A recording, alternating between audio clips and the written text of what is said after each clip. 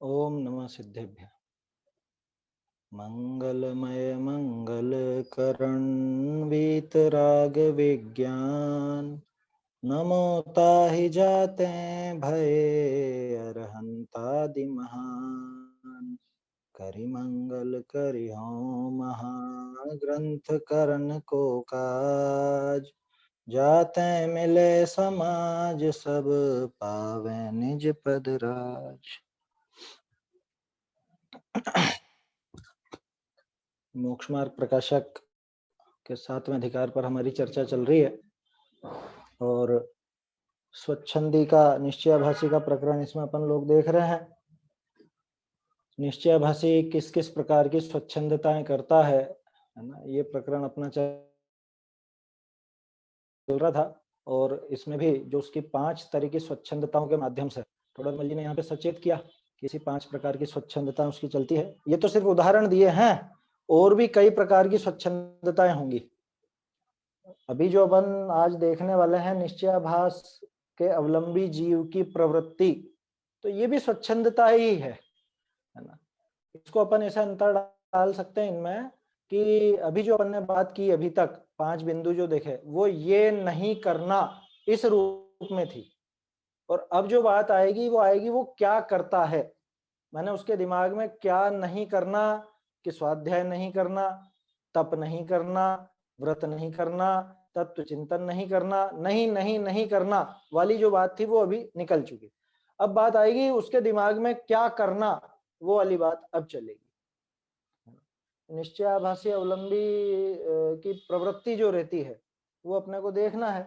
कल तक अपना विषय हुआ था कि जो वो शुभाशुभ भावों मतलब शुभ भावों को, पूजन आदि भावों को भी शुभाश्रयों का नाम देकर के उनको हे बताता है, और सिर्फ हे नहीं बताता बल्कि उनको छोड़ बैठता है। कल हमने अन्य 253-54 आदि पेजों के माध्यम से भी देखा था, भाई छोड़ेगा तो जाएगा कहाँ। अगर ऊपर जाता हो जब तो अच्छी बात है, और नीचे गिरता हो तो फिर तो खुद का ही नुकसान होगा। खुद का नुकसान कैसे होगा वो भी देख लिया। हम लोग इस पर चर्चा कर रहे थे, इसमें एक बात और निकल के आई, इसी तरह की बात शास्त्राभ्यास के लिए भी आती है। वैसे तो इसमें गर्भित हो चुकी है और पहले भी आ चुकी है, फिर भी कहते हैं ना बहुत शास्त्रों का अभ्यास कर ले हैं तो भी आत्मानुभव नहीं करे तो कोई सिद्धि नहीं है, इसलिए शास्त्रों का अभ्यास करने में भी कोई दम नहीं है या नहीं है। कह रहे साहब गुरुदेव बोला करते थे, युगल जी बाबूजी बोला करते थे, हैं युगल जी से पूछते थे कि भाई ये पढ़ें कि ये पढ़ें, अब कौन सा शास्त्र पढ़ें, तो साफ मना करते थे कुछ नहीं होगा, तुम्हारे पढ़ने से कुछ भी नहीं होगा, खूब पढ़ लो नहीं होगा। युगल जी कहते थे नहीं पढ़ना, क्या ग्रहण किया कि शास्त्राभ्यास नहीं करना। देखो फिर से पंक्ति का वैसा अर्थ नहीं होता है जैसा प्रकरण से होता है। किससे कहा जा रहा है एक तो ये देखना, और किस अपेक्षा से कहा जा रहा है ये देखना। टोडरमल जी यही सिखाते आ रहे हैं अभी तक अपने को, किससे कही गई थी वो बात और किस अपेक्षा से किस विवक्षा से कही गई थी, इन चीजों पर ध्यान रहना चाहिए। वो जो जैसे बाबूजी का प्रसंग है या समझ लो गुरुदेव के प्रसंग है, वो उन लोगों के लिए हैं कि जो दिन भर कुछ नहीं करना, शास्त्र अभ्यास शास्त्र अभ्यास शास्त्र अभ्यास, बस उसी में लगे रहते हैं। ये बात क्यों कर रहा हूं, क्योंकि आज फिर से ही जमाना आ चुका है, आ गया ना। दिन भर आपके मोबाइल पर प्रवचन चलेगा, दिन भर किसी का भी है ना, अपने को कोई मतलब नहीं कि किसका सुनना है किसका नहीं सुनना, वो नहीं कह रहा हूं मैं तो ये कह रहा हूं कि आप क्या कर रहे हो। कह रहे साहब दिन भर तत्व चर्चा चल रही है, आनंद आ रहा है, बहुत आनंद आ रहा है। बाबू जी कहते थे कुछ भी नहीं आएगा, कुछ भी हासिल नहीं होगा, है? ज्यादा नहीं पढ़ना, ज्यादा नहीं सुनना, क्यों कि विचार करना ज्यादा। बात समझ में आई? जितना पढ़ते हैं जितना सुनते हैं उससे अधिक तत्व चिंतन चाहिए। वो चिंतन तो है नहीं, कोरा पढ़ना पढ़ना रह गया, कोरा सुनना सुनना रह गया, वो पढ़ना सुनना कार्यकारी नहीं होगा। ऐसे जीवों के लिए कहा गया था, वो कौन सी बात कि जिसमें कहा था खूब शास्त्र अभ्यास कर ले कुछ हासिल नहीं होगा। किससे कहा गया था कि जो दिन भर इसी में लगा रहता है, आत्मा को जानने का अनुभव करने का प्रयास नहीं करता, उसके लिए कहा गया था। उसके लिए नहीं कहा गया था जो अभी तक शास्त्र अभ्यास की तरफ आया ही नहीं है। समझ में आ रही है बात? बहुत से लोग है ना जो शास्त्राभ्यास में तो बिल्कुल ऐसा जी चुराते हैं जैसे कि अरे बहुत बड़ा पहाड़ टूट पड़ा हो, शास्त्राभ्यास के नाम पर। उन लोगों के लिए नहीं है वो उपदेश। वो जो शास्त्राभ्यास से कुछ लाभ नहीं है, ये उपदेश किन लोगों के लिए है? कि जिसने शास्त्राभ्यास से ही मुक्ति मान ली है उसके लिए, कि भैया आगे बढ़ो, आगे बढ़ो, ये कहा गया है। जैसे कोई व्यक्ति हो, मंदिर नहीं जाता हो, अब उससे अपन क्या कहते हैं? अरे भाई थोड़ा मंदिर वंदिर जाया कर, दर्शन करा कर, थोड़ी देर भगवान का भी देख, प्रतिमा देख, वहां दर्शन कर, भक्ति वगैरह कुछ ऐसा कर। ठीक है साहब, जाने लग गया। कह रहे मंदिर जाने से क्या होता है? थोड़ा पूजन वगैरह भी कर वहां पे, वहां जाकर के, और आ जाता है, उसमें क्या दम है? पूजन कर, थोड़ा उनकी भक्ति गा अच्छे से, स्तुति वगैरह भाव विभोर होकर के कर। ठीक है साहब, वो भी करने लग गया। थोड़े दिन बाद क्या इसी में अटका हुआ है? थोड़ा शास्त्राभ्यास तो करा कर। देखो, पहले वो चीज पकड़ाई, फिर वो चीज छुड़ाई, तो ये ऐसा क्या खेल मचा रखा है? बिल्कुल खेल नहीं है ये बाहर से अंदर, फिर और अंदर, फिर और अंदर, फिर और अंदर, ये पद्धति है आचार्यों की। किसी को भोजन कराना है तो सीधे ही रसोई में थोड़ी ना ले आओगे आप। पहले क्या होगा? आओ साहब आओ, घर में चलो, घर में चलो। बुलाया है, खाने पे ही बुलाया है आपने, तो सीधे ही रसोई में ले जाके बिठा देते हो क्या? कि सीधे नहीं बिठाते, कि थोड़ी देर उनको आओ भगत करेंगे, उनकी बातें, उनसे थोड़ी बातचीत करेंगे, ड्राइंग रूम में बिठाएंगे, जो भी आपका मेहमान खाना है वहां पर बिठाओगे आप।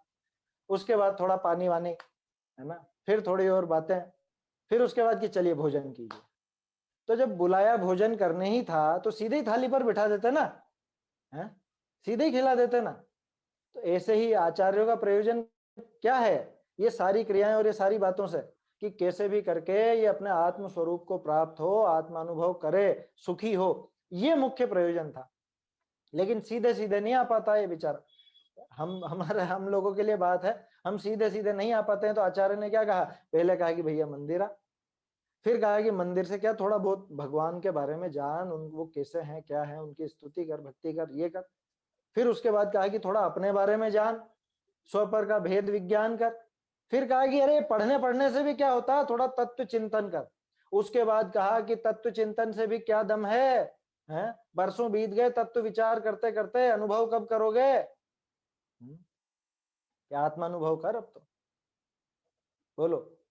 हर चीज का अपने यहाँ पे उपदेश भी दिया गया और उनका निषेध भी किया गया। उपदेश किसको दिया गया और निषेध किसको किया गया, यह समझना बहुत जरूरी है। क्योंकि जो बिल्कुल ही बाहर है, उससे अगर निषेध की बातें करने लग गए तो वो तो पहले ही डूब रहा था, वो बचेगा नहीं अब किसी भी तरह से। आया समझ में? और जो पहले से ही घुसा हुआ है उसी में ही, पहले से पूरी तरह लगा हुआ है इन्हीं क्रियाओं में, और उसको और करने का ही उपदेश दे दिया, तो फिर तो वो क्रियाकांड में ही पागल हो जाएगा। इसलिए ये जानना बहुत जरूरी है कि हम कहाँ खड़े हैं, हमारी भूमिका क्या है, हमारा स्तर क्या है। उस स्तर के आधार पर ही वो उपदेश ग्रहण किया जाएगा और उस उपदेश का यथार्थ अर्थ निकाला जाएगा। आया समझ में? तो ये तो बात थी खैर शुभ शुभाशुभ की, शुभ भावों की। इसी में वो प्रकरण भी अपन जोड़ के चले। वैसे तो पीछे आ चुका वो शास्त्राभ्यास को निरर्थक बताया वाली जगह पे, है ना, ये बात वहां लग जाती है जो अभी मैंने आपसे कही।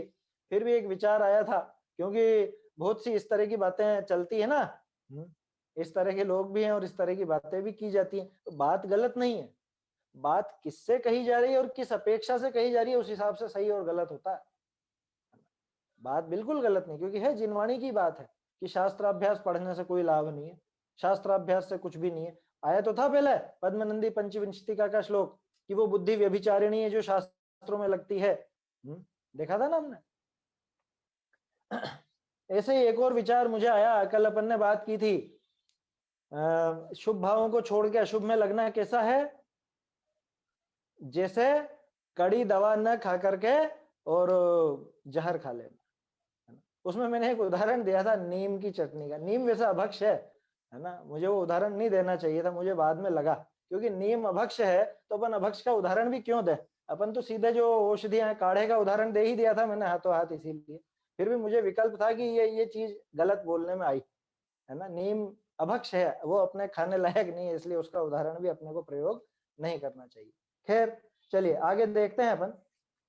तो इस तरह से ये प्रकरण हो गया था। आखिर में एक पैराग्राफ और था 206 पेज पर, कि ज्ञानी को इच्छा तो होती नहीं, मतलब ज्ञानी को इच्छा करनी नहीं है, और शुभोपयोग तो इच्छा करने से ही होता है। तो क्या करें साहब, ये बिना इच्छा के हो जाते हैं। अशुभ भाव तो बिना इच्छा के हमारे हो जाते हैं अपने आप, ये करने नहीं पड़ते, और शुभ भाव तो करने पड़ते हैं। और ज्ञानी को करना नहीं है, इच्छा नहीं करना है, इसलिए हम शुभ भावों में नहीं लगते हैं। सहज भाव से जैसा अशुभ हो जाए सो हो जाए, ऐसा उसके प्रश्न में ही शामिल था। आखिर में टोडरमल जी ने इसका बहुत बढ़िया जवाब दिया था कि जैसे कोई पुरुष किंचित मात्र भी अपना धन नहीं देना चाहता, परंतु जहां बहुत धन जाता जाने और वहां अपनी इच्छा से थोड़ा धन देने का उपाय करता है, उसी तरह से ज्ञानी तो जरा सा भी विकल्प नहीं करना चाहता, लेकिन क्या करे, अगर वो अशुभ भाव में लगेगा तो वहां विकल्प बहुत ज्यादा होंगे, पाप रूप होंगे, अशुभ होंगे, बुरे होंगे, है ना। फल स्वरूप बुरा ही होगा, पाप ही, दुख ही मिलेगा। इस वजह से चला करके ये उपयोग करना पड़े, ये शुभोपयोग चला करके भी करना पड़े तो भी कर, तो भी करना चाहिए, ऐसा यहाँ पर उपदेश है। मैंने कहने का अर्थ यह है कि गलती से गड्ढे में गिरना अच्छा या जानबूझकर सही सही चलना अच्छा है? बात समझ में आ रही है कि जान करके तो हम गड्ढे में नहीं पड़ते हैं, कि जान करके तो अशुभ भाव होते नहीं, अपने आप ही हो जाते हैं, कि अपने आप ही गड्ढे में गिर गए, कि अपने आप गड्ढे में गिरना भी अच्छा नहीं है, तुम सावधानी रख करके चलते रहो, वही अच्छा है। आया समझ में? इसमें एक बात बहुत अच्छी है, ये जो 2 लाइनें हैं, इस प्रकार ये बात सिद्ध हुई क्या, कि जहां शुद्धोपयोग होता जाने, जहां शुद्धोपयोग होता जाने, वहां तो शुभ कार्य का निषेध ही है। वहां तो पक्का मानना कि भैया शुभ भाव करने की आवश्यकता नहीं है, शुभ भाव आपके करने के लिए नहीं है, छोड़ दो, सारे शुभ भाव छोड़ दो। लेकिन कहा, किसके लिए कही, कि जहां शुद्धोपयोग होता जाने, जहां शुद्धोपयोग की संभावना हो। जैसे मुनिराज, मुनिराज तो शास्त्र लिखते लिखते ही छोड़ दे, अब नहीं लिखना, कि अरे ये लाइन तो पूरी कर दो साहब, शुद्धोपयोग में जा रहे हैं अब हम, तो वो छठे से 7वें गुणस्थान में चले जाते, वो पंक्ति अधूरी छूटी है, वो पेज अधूरा छोटा। सोचो तो सही, मैं कितनी बार कल्पना करता हूं कि मुनिराज जब ग्रंथ लिखते होंगे तो एक बार में तो लिख नहीं सकते, एक स्थान पर भी नहीं लिख सकते, मतलब कितने हमारा पुण्य का उदय है जो जगह जगह पर लिखे गए पत्र इकट्ठे होकर के और व्यवस्थित रूप से आज हमको मिल गए। खैर ये तो मिल गए, ये हमारे पुण्य का उदय, उसकी बात नहीं करनी है अपने को, तो बात करनी है लिखते समय क्या दशा रही होगी। क्योंकि भावलिंगी मुनिराज थे, कुंद कुंदाचार्य, अमृत चंद्राचार्य है, पूज्यपाद देवनंदी, समंत भद्र, कितने कितने महान आचार्य हुए हैं, सब हर अंतर मुहूर्त में शुद्धोपयोग उनमें लीन होने वाले, आत्मा में लीन होने वाले आचार्य क्या करते होंगे सोचो। कुछ विचार आया, एक छंद लिखा और फिर छोड़ दिया, फिर आत्मा में लीन हो गए कि ये क्या करते हैं, ये भाई लिखना है तो ढंग से लिखे ना पूरा, कि नहीं बिल्कुल सही करते हैं। जहां शुद्धोपयोग होता जाने वहां तो शुभ कार्य का भी निषेध ही है। आपको पता है मुनिराज के देव दर्शन का नियम नहीं होता है ना, और श्रावकों के नित्य देव दर्शन का नियम होता है। क्यों नहीं होता उनका, कि अरे उनको आवश्यकता नहीं है, एक बात। दूसरी बात, प्रैक्टिकली संभव नहीं है।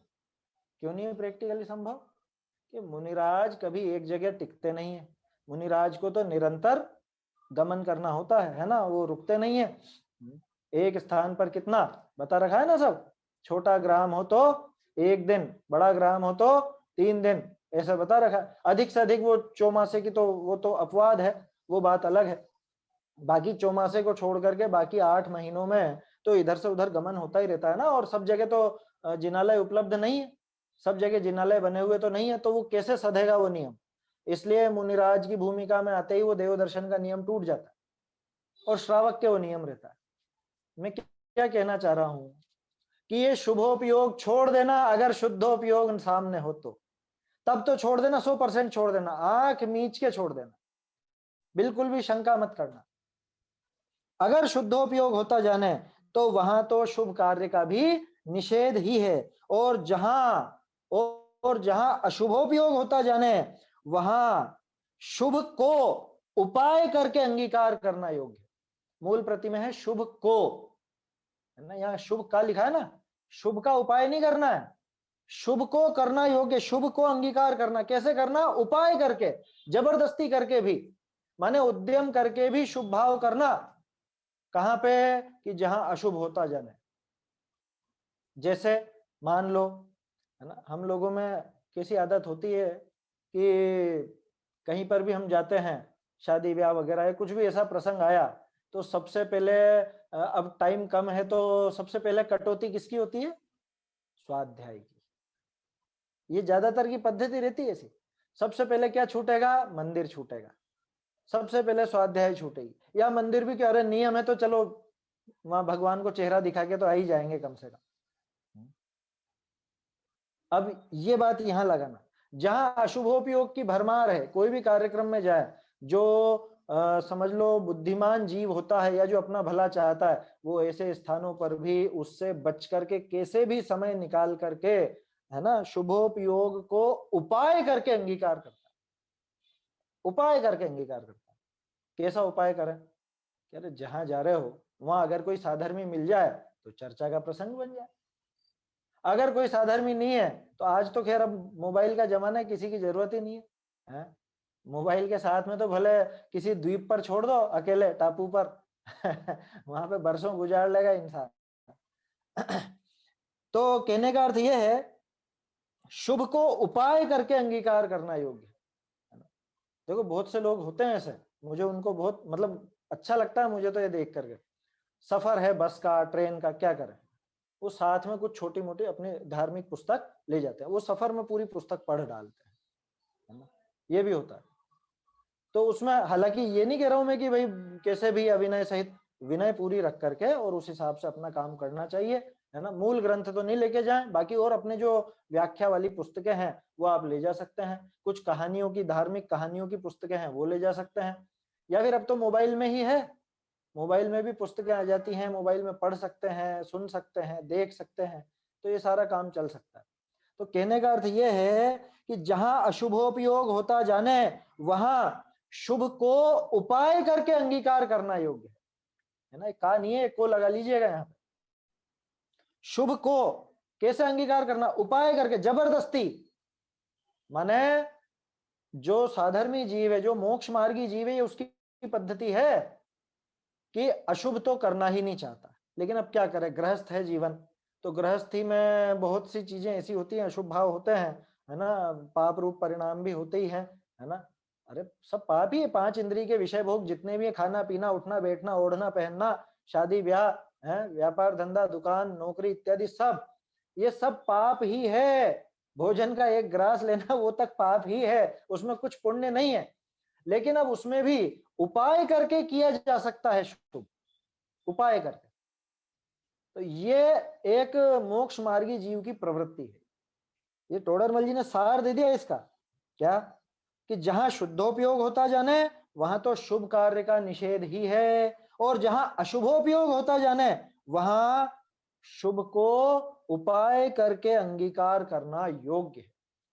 शुभ को उपाय करके अंगीकार करना योग्य। शुभ को भैया जबरदस्ती भी अंगीकार करना पड़े तो करो, क्यों? कि वो गड्ढे में गिरने से तो अच्छा है, उस पाप के गड्ढे में गिरने से तो यही भला है। इसलिए उपाय करके भी, है क्या है वो एक कोटि उपाय बनाए भव्य, है ऐसा है ना, करोड़ों उपाय करके भी, वो हालांकि अलग प्रकरण के लिए है, लेकिन यहाँ पे अपन इस पर लगा कि अशुभ का प्रसंग अगर सामने हो, देखो टोडरमल जी ने दो प्रसंग लिए, एक तो सामने शुद्धोपयोग है तो क्या करना, और दूसरा लिया सामने अशुभोपयोग हो तो क्या करना। अब शुभोपयोग हो तो क्या करना नहीं बताया है, तो बता तो दिया कि सामने शुभोपयोग हो तो उसे छोड़ के शुद्धोपयोग का उपाय करना, वो पहले में शामिल है दोनों के दोनों, है ना। जहां शुद्धोपयोग होता जाने वहां तो शुभ कार्य का निषेध ही है, वहां तो शुभ करना ही नहीं। तो शुभ हो रहा उस समय क्या करना कि शुभ को ग्रहण करना और शुभ के बाद शुद्ध का प्रयास कर लेना, ये पद्धति रहनी चाहिए। नीचे गिरने की तरफ हमारी निगाहें नहीं हो, ऊपर चढ़ने की तरफ ही हो, ऐसा यहाँ पर टोडरमल जी ने उपाय बताया है। चलिए ये प्रकरण अपना हो गया पूरा, है ना। तो थोड़ी सी बात थी जो कल की ओर अधूरी थी, अब है केवल निश्चयाभास के अवलंबी जीव की प्रवृत्ति। ये प्रवृत्तियां भी अलग अलग बिंदु हैं इसमें, वैसे चाहे तो नोट कर सकते हैं, 3-4 बिंदु तो इसमें निकाल रखे हैं अलग अलग, फिर भी सब एक दूसरे में शामिल हैं। इसको अपन पूरा नहीं देखेंगे, मूल मूल में बात आपको बता दूंगा। जैसे सबसे पहली बात तो बताई कि एक शुद्धात्मा को जानने से ज्ञानी हो जाते हैं। शुद्धात्मा को जानने से का क्या मतलब? निश्चयभाषी ने शुद्धात्मा को जान लिया क्या? कि यहाँ पे जानने का अर्थ कि आत्मा के शुद्ध स्वभाव के बारे में पढ़ लिया, सुन लिया, सीख लिया, बातें बनानी आ गई। समझ में आई बात? बातें बनानी आ गई इसको, यह है शुद्धात्मा को जानने से ज्ञानी हो गए हम तो, बस अन्य कुछ भी नहीं चाहिए। देखो कैसी कैसी प्रवृत्ति है, कभी तो ऐसे बैठ जाएगा कहीं पे भी ध्यान मुद्रा में, कभी ऐसा बैठ जाएगा बिल्कुल एकांत में बैठ जाएगा, कभी अकेले में घूमने निकल जाए, कुछ भी आलसी की तरह पड़ा रहे, पलंग पे पड़ा, उससे पूछो क्या कर रहे हो? कि मैं ध्यान कर रहा हूँ आत्मा क्या? मैं ध्यान कर रहा हूँ। कि भोजन भोजन करते हुए कि क्या कर रहे हो? कि इसके स्वाद को जान रहा हूँ वहां पे उसको अच्छा बुरा सब लग रहा है अंदर में, लेकिन बनावट कैसी उसकी, दिखावा कैसा उसका? मैं इसके स्वाद को जान रहा हूं, मैं इस संगीत को जान रहा हूं। कि बहुत बढ़िया जान रहा है तू। तो ऐसा वो सोचता है। अब टोडरमल जी ने क्या कहा यहाँ पे? वो तो सिर्फ संतुष्ट हो गया। कैसे संतुष्ट हो गया? जैसे पहले वो स्वयं को सिद्ध समान समझा था, मैं सर्व कर्मोपाधि रहित सिद्ध समान आत्मा हूं इत्यादि विचार से संतुष्ट होता है। लेकिन ये विशेषण किस प्रकार संभवित हैं, कैसे संभव है, कैसे संभव है माने कैसे घटित होते हैं, इसका कुछ विचार नहीं है। और जो विशेषण ये लगा रहा है ना आत्मा में, वो सारे विशेषण तो अन्य द्रव्य में भी लग जाते हैं। माने कहने का अर्थ यह है कि वो किस अपेक्षा से बताया गया है। आत्मा शुद्ध बुद्ध बताया गया है, चैतन्य घन बताया गया है, आनंद का घन पिंड बताया गया, किस अपेक्षा से बताया, क्या बताया है वहां पे, उसका कोई विचार नहीं, कुछ विचार नहीं। खुद को ऐसा समझ लेता है कि बस अपन तो ज्ञानी हो गया, थोड़ा बहुत पढ़ लिया ना। जैसे एक कहावत है ना वो, कि वो हल्दी की थोड़ी बहुत गांठें मिल गई तो खुद को पंसारी समझ बैठा। 2-4 गांठें मिल गई तो खुद को ऐसा सेठ पंसारी समझ बैठा हो। बस ऐसे ही थोड़ी बहुत बातें सुन ली, 2-4 प्रवचन सुन लिया और हाँ हाँ सब आत्मा आत्मा आत्मा, खुद को ऐसा समझने लगता है कि हम भी कुछ हैं, ज्ञानी हो गए हैं। बोलना आ गया ना थोड़ा सा। अगला बिंदु है इसमें, नीचे वाला पैराग्राफ ही है कि ज्ञानी के आश्रव बंध नहीं। ये बहुत काम का, ये समझने लायक है ये पैराग्राफ। पैराग्राफ क्या, ये जो प्रकरण है ना, ये है लगभग आपके 1.5 पेज का प्रकरण। अगला पेज भी पूरा आएगा इसी में। कि ज्ञानी के आश्रव बंध नहीं है ऐसा आगम में कहा है, तो कदाचित विषय कषाय रूप हो जाता है। पहला पॉइंट तो क्या था? विचार करता है, बस कोरा विचार। और विचार में भी कोई उसको चिंतन नहीं है कि ये किस अपेक्षा से हैं ये सारे विशेषण जो बताए गए। और दूसरा बिंदु क्या है कि कदाचित विषय कषाय रूप होता है, वहां बंद होने का भय नहीं है, जरा भी नहीं डरता। स्वच्छंद हुआ रागादि रूप प्रवर्तता है। अब बहुत बढ़िया पंक्ति आ रही है, चाहे तो अंडरलाइन कर लीजिए। सो स्व पर को जानने का तो चिन्ह वैराग्य भाव है। स्व पर को जानने का चिन्ह क्या है? कि वैराग्य भाव। जैसे वो तप को क्लेश बताता है वहां पे, और अपन ने वो व्रतादि वाली पंक्ति थी, वहां भी टोडरमल जी ने लिखा था संसारी जीवों से विपरीत प्रवृत्ति चाहिए, वैसे ही यहाँ पे है। स्व पर को जान लिया साहब हमने तो, अच्छा जान लिया, कैसे जाना? स्व पर को जानने का मतलब क्या होता है? स्व पर को जानने का चिन्ह वैराग्य भाव है। हम लोग बहुत सूखा जानते हैं, बहुत सूखा। बाबूजी कहा करते थे, बहुत ज्यादा बोलते थे इस बारे में। ज्ञेय है ज्ञेय, हम तो इसको ज्ञेय रूप से देखते हैं। क्या? विषय भोग भोगता, यही बात चल रही है ना, विषयांतर नहीं हो रहे अपन। आप सोचोगे कहां पहुंच गए ज्ञेय के ऊपर। अरे स्व पर, ये स्वज्ञेय, ये पर ज्ञेय, कि ज्ञेय रूप से देखो इनको, है ना। टीवी देखो ज्ञेय रूप से देखो, 5 इंद्रिय के विषय भोग भोगो ज्ञेय रूप से। क्या? ज्ञेय रूप से। ज्ञेय कहते किसको है? बाबूजी ने बहुत सुंदर परिभाषा दी। ज्ञेय किसको कहते हैं? अपन ने सामान्य परिभाषा सीख रखी है कि जो जानने योग्य हो, या जो जानने में आए उसे ज्ञेय कहते हैं। थोड़ा बहुत प्रवचन सार का अध्ययन कर लिया तो बोल देंगे जो ज्ञान में निमित्त बने उसे ज्ञेय कहते हैं। ऐसी भी परिभाषा है ना। हम बहुत आश्चर्यचकित हो गए थे जब ये परिभाषा पढ़ी, फिर देखा कि वास्तव में सही बात है, ज्ञान में निमित्त बने उसको भी ज्ञेय कहा है। खैर वो अलग बात है। तो हम तो क्या समझते हैं, जानने योग्य पदार्थ को ज्ञेय कहते हैं। बाबूजी कहते थे जान लिया ना, अब इसको जानना ही नहीं, ये होता है ज्ञेय बनाना। क्या जान लिया ना, कि देख लिया कि भाई क्या कर रहे हो, कि टीवी देख रहे हो, कि नहीं नहीं ज्ञेय रूप से देख रहा हूं मैं टीवी को, कि तू गलत बोलता है, झूठ बोलता है, इसको ज्ञेय रूप से देखना नहीं कहते, इसको तूने ध्येय बनाया। ज्ञेय तो उसको कहते हैं कि हाँ ठीक है, आप रास्ते में जा रहे हो, 100 लोग आपको दिखे, बोलो एक का भी चेहरा ध्यान है आपको? देखा तो था, लेकिन देखा तो था, लोग नजर तो आए थे, और तरह तरह की दुकानें भी दिखी थी, बहुत सारी चीजें दिखी थी, बाजार में गए थे तो।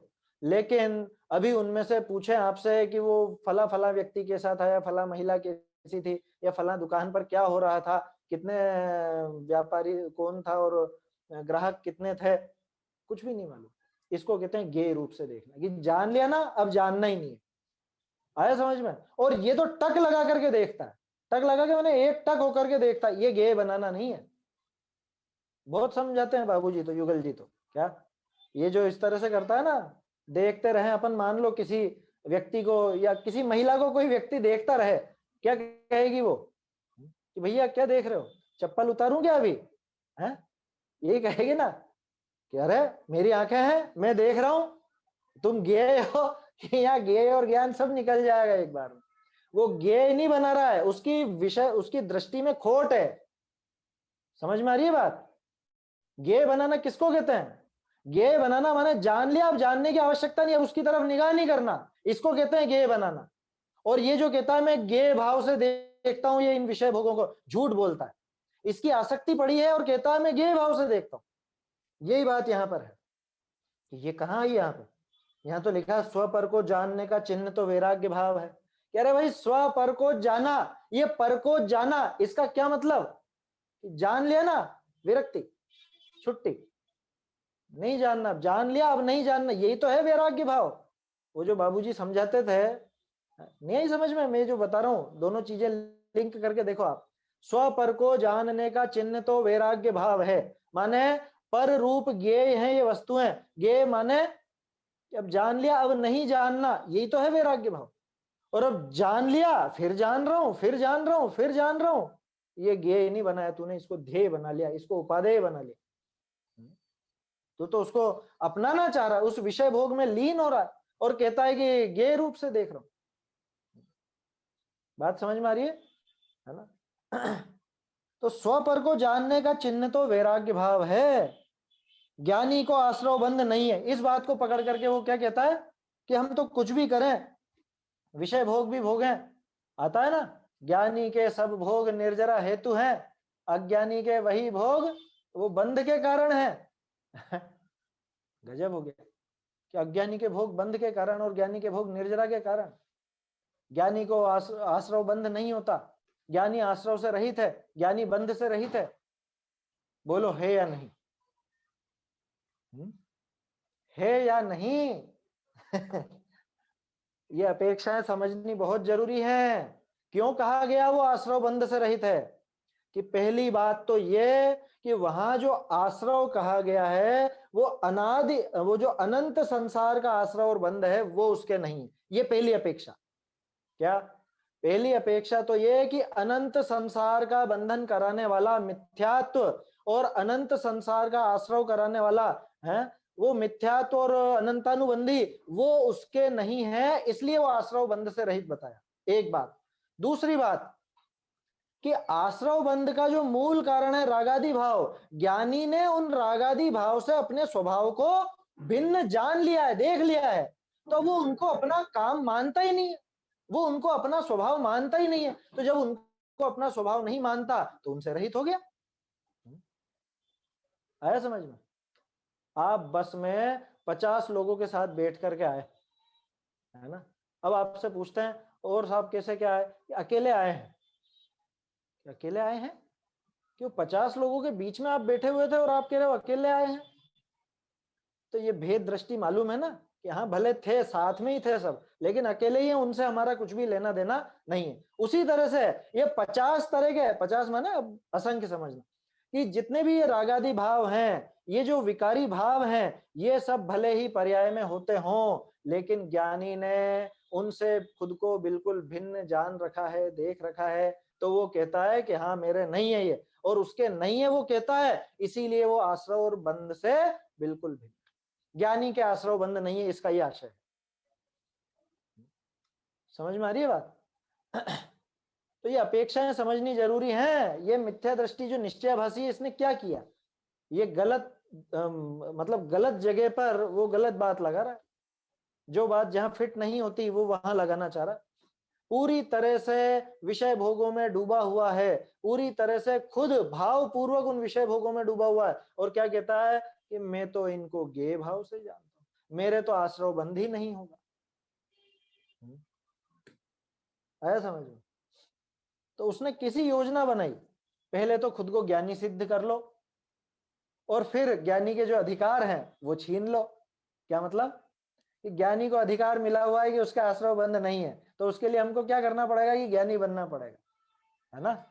वो इस जैसे कोई पद होता है ना, कि इस पद के लायक आपको ये योग्यताएं होनी चाहिए आप में, तो आश्रव बंध से रहित होने के लिए आपको ज्ञानी होना पड़ेगा।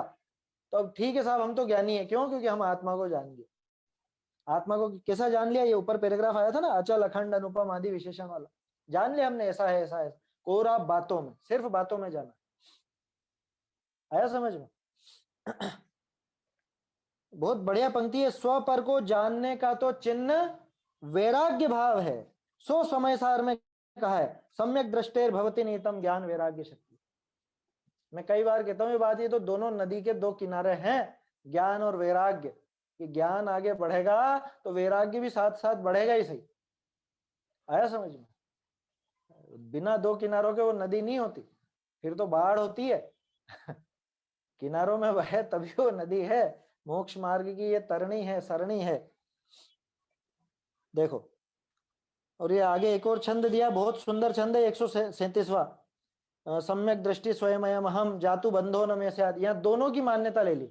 एक तो ये ले लिया कि हम तो सम्यक दृष्टि है, ऐसा करके जिसने मुंह फुलाया है ना, इत्युत्तानोत्पुलक वदना रागिणोप्याचरंतु, कि मुंह फुलाया है जिसने, एक तो वो, और दूसरा वो कि जो समिति आदि का भी पालन करता है। ध्यान से देखिए, ऊपर की दो पंक्तियां हैं निश्चयाभासी जीव के लिए, नीचे की दो पंक्तियां हैं व्यवहाराभासी जीव के लिए।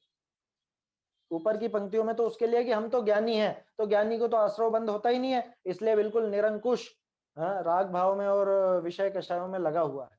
और दूसरा कि वो समिति आदि, समिति का मतलब कि बाहरी पूरी क्रिया का यथावत पालन करता है, लेकिन आत्मा और अनात्मा के ज्ञान से रहित है, तो भी वो क्या लिखा, ते यतोद्यापि पापा, कि आज भी वो पापी ही है। कौन? उस समिति का आचरण करने वाले, उनको पापी कह रहे हो आप?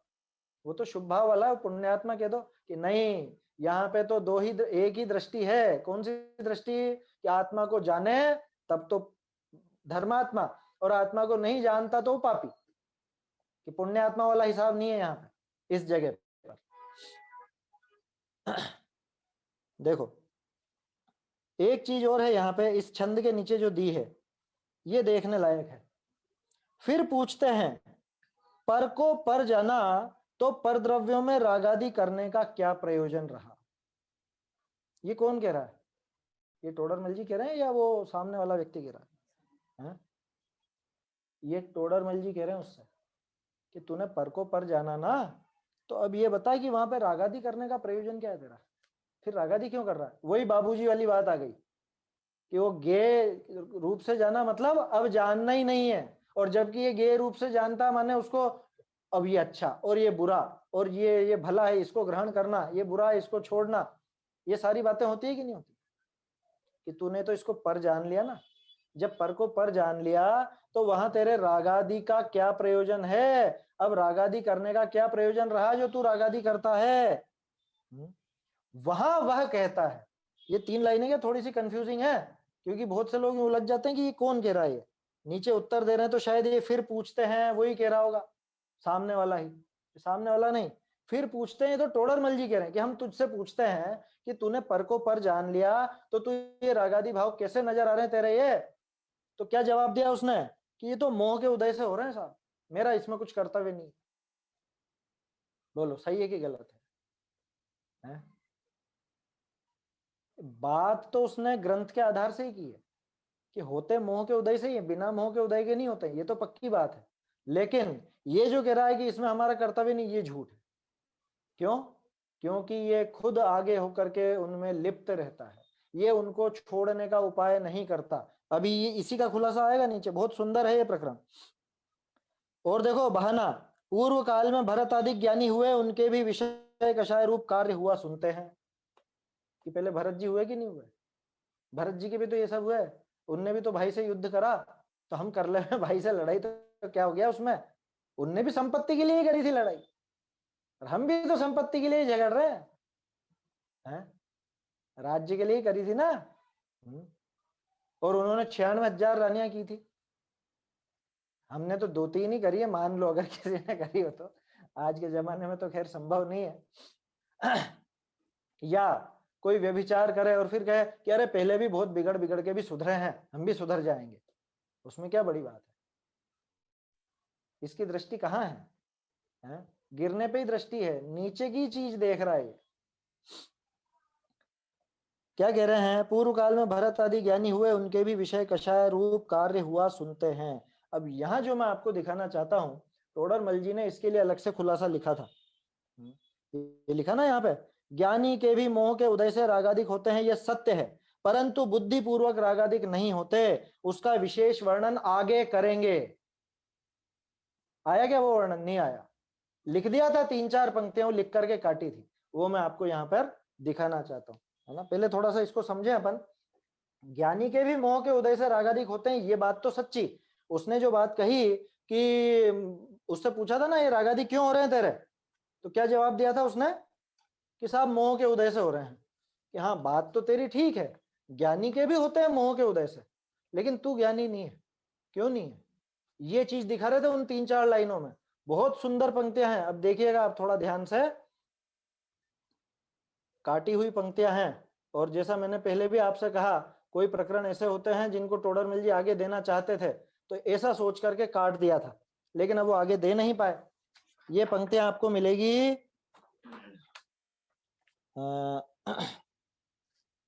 ये अपना 207 पेज चल रहा है ना, इसमें 256 है। ये देखिए यहाँ,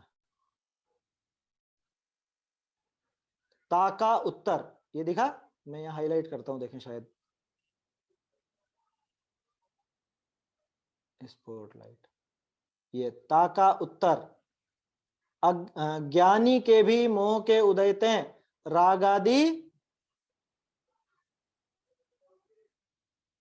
एक सेकेंड, रागादिक हो है यह सत्य, परंतु, अब ये परंतु के बाद जो काटा हुआ है ना, ये यहां दिया है, इधर ये हाशिए में जो काटा हुआ है, मैंने यहाँ पे लाल लाल किया, यहाँ देखिए आप ध्यान से,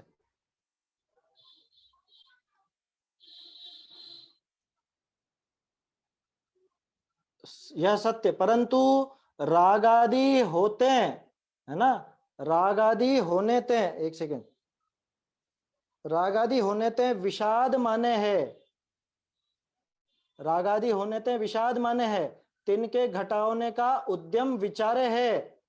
और क्या कह रहे हैं? रागादि जाते हैं श्रद्धान विषय रागादिक बुरा माने है।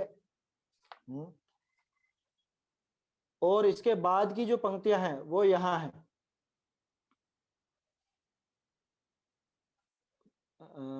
घटाने का रहे है, हाँ। और तेरे, ये देखिए ये काटा हुआ, ये लाल निशान पर, तेरे रागादि होते हैं होने विषय किछु किछु विषाद नहीं, ताते तिनके घटाने के अर्थ ही, फिर उसके बाद इन्होंने ये पूरा काट दिया था और लिख दिया कि इसको आगे वर्णन करेंगे। तो ये पंक्तियां जो है मैं फिर से आपको पढ़ के सुनाता हूं सही रूप में। ज्ञानी के भी मोह के उदयते रागादिक हो है यह सत्य, परंतु रागादि होने ते विषाद माने है। पहली बात, कि ज्ञानी जीव के जब रागादि होते हैं तो उसको हृदय में कोई प्रसन्नता नहीं है वो रागादि भावों की। राग हो रहा है ना, वो राग में बाहर से तो प्रसन्नता दिख भी रही है उसके, लेकिन अंदर में उसको जरा भी उसकी रुचि नहीं है, रस नहीं है, विषाद है। दूसरी बात, तिनके घटाओं ने उपाय विचारे है, उनको घटाने का उपाय विचारता है। मैं वो पंक्तियां बोल रहा हूं जो काटी हुई है। जाते हैं क्यों? क्योंकि श्रद्धान विषय रागादिक बुरे जाने हैं। आप चाहें तो लिख लीजिए, है ना, ये पंक्तियां अच्छी हैं। और ये टोडरमल जी आगे और खुलासा करते, लेकिन अब वो हो नहीं पाया, तो जो मिल रहा है उसी से अपन समझे इस चीज को। क्योंकि ज्ञानी ने जो किया और ये जो जीव कर रहा है, इन दोनों में अंतर कैसे दिखाएंगे? क्योंकि ये तो ज्ञानी के नाम से खुद का बहाना ले रहा है। ये कह रहा है ना, भरत आदि के भी होते दिखते हैं, कि ये बात तेरी सही है कि ज्ञानी जीवों के भी मोह के उदय से रागादि भाव होते दिखते हैं, ये सत्य। परंतु तीन बातें, पहली, रागादि होने ते विषाद माने है, रागादि होने पे भला नहीं मानता। दूसरी, तिनके घटावने उपाय विचारे है, रागादि जो हो गए उनको घटाने का उपाय भी वो करता है। तूने क्या उपाय किया? तीसरी, क्योंकि श्रद्धान विषय रागादिक बुरे जाने हैं, श्रद्धान में तो रागादि को बुरा ही जानता है, भला नहीं जानता। आश्रव दुखकार घनेरे बुद्धिवंत तिन्हें निर्वेरे, है ना, श्रद्धान में तो बुरा जानते ही। और चौथी बात कि उनका उद्यम कैसा रहता है? उद्यम तिनके घटावने का रहे है, बढ़ाने का नहीं रहे है। ये चार बात। और इधर अज्ञानी जो ये सामने वाला है वो, कि तेरे तो रागादि होने विषय किछु विषाद नहीं, तुझे तो जरा भी उसमें बुरा ही नहीं लगता, तू तो बहुत रस ले लेकर के लगता है ये विषय भोगों में, पांच इंद्रिय के विषय भोगों में अथवा ये राग की बातों में, इनमें तुझे तो बड़ा मजा आता है। आया समझ में? ताते हैं तिनके घटावने के अर्थ ही, है ना, वो फिर काटी हुई पंक्तियां थी। तो तेरे ऐसी, तो ये अपन तो शुरू की जो चार बातें मैंने आपको बताई, इन चारों का विपरीत कर लो इस अज्ञानी के। ज्ञानी जीव के रागादि होते हैं, ये बात सही है। क्यों होते हैं? पिछले मोह का उदय है तो राग भी आता है ना, कितना भाई पे चक्र चलाने जितना भी आ जाता है, आ जाता है। लेकिन खास बात है कि वो रागादि होने से भला मानते हैं या उसमें उनको विषाद रहता है, विषाद रहता है, इस बात का खेद रहता है अंदर में। भरत जी को खेद नहीं था क्या? है ना, पढ़िए भरतेश वैभव, उसमें दिखाइए उनके अंतर मन बिल्कुल विषाद रहता है। दूसरा कि उनको घटाने का उपाय वो विचारते हैं निरंतर, ऐसा नहीं कि वो हो गया ठीक है कोई बात नहीं चलने दो, सब घटाने की कोशिश करते हैं। तीसरी बात कि श्रद्धान में रागादिक को बुरा ही मानते हैं। और चौथी बात कि उद्यम जो है उनका घटाने का ही रहता है। खैर ये जो चौथी बात है और दूसरी बात है ये एक जैसी है, घटाने का उपाय रहता है और इधर लिख दिया उद्यम घटाने का रहता है। तो वो काटी हुई पंक्तियों में ना, तो तीन बातें तो फिर भी स्पष्ट हो जाती है कि रागादि होने से विषाद मानते हैं, उनको घटाने का उपाय रखते हैं। और इनका कारण क्या, क्यों रखते हैं घटाने का उपाय? क्योंकि श्रद्धान में तो रागादिक को बुरा ही जानते हैं, श्रद्धान में तो रागादि को बुरा ही मान रखा है, संसार का दुख का कारण ही मान रखा है। आया समझ में? और अज्ञानी के इससे बिल्कुल विपरीत है। तो ये जो बहाना बना रहा था, कौन सा बहाना? ये तो मोह के उदय से हो गए साहब, हमने नहीं किए। पूर्व काल में भरत आदि के भी हुए कि हुए होंगे, उनके विषाद था। तेरे मन में कितना विषाद है? तू रागादि भाव करके कितना बुरा मानता है? हम हमारी प्रवृत्तियां टटोले हैं। हम जब भी बहुत अच्छा भोजन बनता है और बहुत मगन होकर के हैं लिप्सा पूर्वक खाते हैं, उसमें विषाद कितना होता है अंदर में। उसके बाद चलो तत्काल नहीं हो, बाद में तो हो, बाद में कितना विषाद होता है। या दो जने मिलके जब तीसरे जने की बातें करने लगते हैं, उसमें कितना विषाद वर्तता है अंदर में, है? होता है विषाद कि अरे हाँ साहब बहुत बुरी बात है, नहीं करना चाहिए, नहीं करना चाहिए। लेकिन जैसे ही अभी किसी का फोन आए और फट से हम तैयार। कहां वर्तता है बोलो? विषाद वर्तता है? अगर नहीं वर्तता तो ये सीना जोरी है।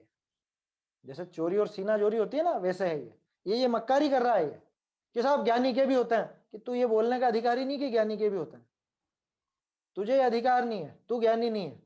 ज्ञानियों को विषाद होता है, तुझे विषाद नहीं है। ज्ञानी लोग उपाय करते हैं उसको घटाने का, तूने क्या उपाय किया अभी तक? ज्ञानी लोग उद्यम करते हैं इसको घटाने का, और उनके श्रद्धान में बुरा ही मान रखा। हमने बुरा मान रखा है? 5 इंद्रिय के विषय भोगों को, विषय कषायों को बुरा मान रखा है क्या? हमारी प्रवृत्ति से दिख जाता है कि हमने कितना बुरा माना है या नहीं माना। विचार करने लायक बातें हैं। तो परंतु बुद्धिपूर्वक रागादिक नहीं होते। बहुत बड़ी बात लिख दी टोडरमल जी ने कि बुद्धिपूर्वक रागादि नहीं होते। वो बुद्धिपूर्वक भोजन नहीं करता, बुद्धिपूर्वक क्या वो युद्ध नहीं करता, बुद्धिपूर्वक शादी ब्याह नहीं करता। ये हमने तो देखा बुद्धिपूर्वक करते हुए सारे काम। अरे बुद्धिपूर्वक का अर्थ समझो। यहाँ पे बुद्धिपूर्वक शब्द का अर्थ क्या, चाहो तो नोट कर लीजिए। यहाँ पे बुद्धिपूर्वक शब्द का अर्थ आएगा उसके श्रद्धान में भला मानकर। आया समझ में? श्रद्धान में भला नहीं माना तो माने बुद्धिपूर्वक नहीं किया। ऐसा मत समझ लेना कि जैसे वो ज्ञान में अपन बुद्धिपूर्वक लगाते हैं, या मुनिराज जैसे आत्मा में लीन है और अपन कहते हैं ना 7वें गुण स्थान में आत्मलीन हो गए, लेकिन क्रोध मान माया लोभ तो अभी भी अबुद्धिपूर्वक के तो चल रहे हैं अंदर में। ऐसा अबुद्धिपूर्वक नहीं है, ये श्रद्धान का अबुद्धिपूर्वक है कि श्रद्धान में उसको बुरा मानते हैं। इसका अर्थ है कि बुद्धिपूर्वक उनके राग आदि नहीं होते, है ना। यहाँ बुद्धि का अर्थ श्रद्धान समझना, यहाँ बुद्धि का अर्थ उपयोग मत समझना कि उपयोग यहाँ लगा हुआ है या नहीं लगा हुआ है ना। थोड़ी सी बारीक है बात, लेकिन ध्यान से सुनिए, इसको समझिए। समय तो हो गया आज का अपना। मैं सोच रहा था ये निश्चयाभासी का प्रकरण पूरा हो जाता आज, लेकिन कोई बात नहीं, कल करेंगे इसको पूरा। ये प्रकरण सबसे खास है क्योंकि ये पुराने ज्ञानियों का बहाना लेकर के और खुद के राग द्वेष को उचित ठहराना चाहता है। ये प्रश्न है क्या किसी का? जैन वीरा करके किसी का है? विनीत जी अनम्यूट करना अगर कोई प्रश्न हो तो। रेज हैंड हुआ है किसी की तरफ से, जैन वीरा लिखा हुआ है।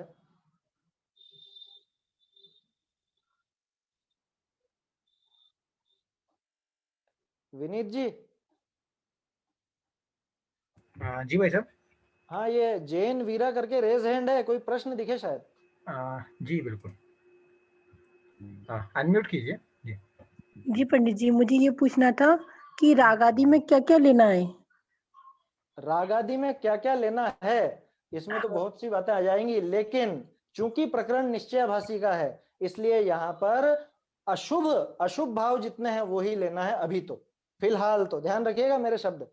यहाँ पर तो अपने को जो 5 इंद्रिय के विषय भोग हैं या कषाय आदि भाव हैं, जैसे कि खाना पीना, उठना बैठना, पहनना ओढ़ना, आभूषण आदि, व्यापार धंधा, नौकरी, या आपकी रसोई वगैरह, या मकान का निर्माण, या शादी ब्याह, या और कुछ भी दुनिया भर की जो सब बातें हैं वो सब यहाँ राग आदि में शामिल हो जाएगा। राग आदि के अंदर राग भी आएगा, द्वेष भी आएगा, वैसे तो शुभ राग भी आएगा, लेकिन यहाँ उसका प्रकरण नहीं। क्यों?